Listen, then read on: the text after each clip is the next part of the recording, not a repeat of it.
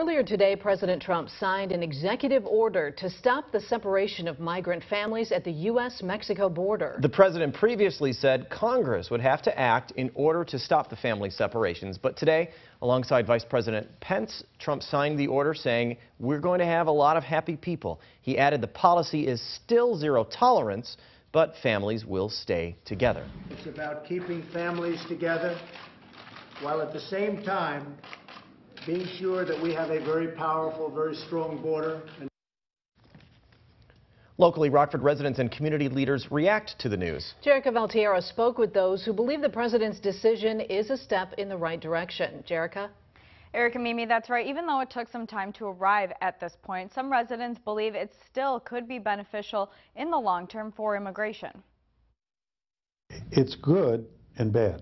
Armando Cardenas talks about President Trump's newest executive order. It keeps families from being separated when illegally crossing the border. The good part is that the families will not be separated, they'll be together.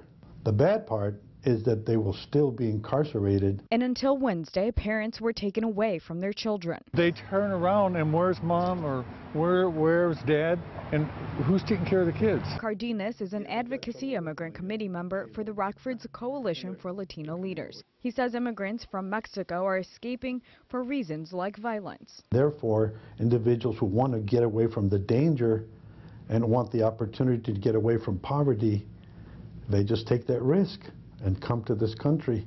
Lawmakers on both sides of the aisle agreed the punishment for illegally crossing was inhumane, and resident Stephen Bennett agrees. I just think taking the kids away from the parents is totally wrong, regardless of what it may be.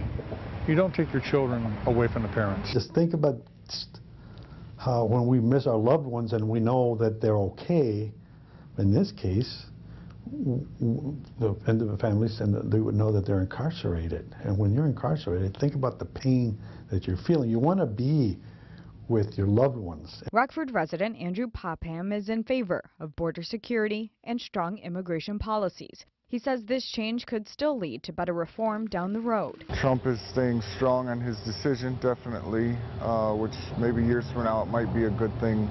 People might look back and think, well, you know, a big change has happened because of his strength, and maybe a step in the right direction and a step in maybe a more fair direction. Two bills are currently in the House and are awaiting votes. Those are set to be discussed tomorrow. Mimi?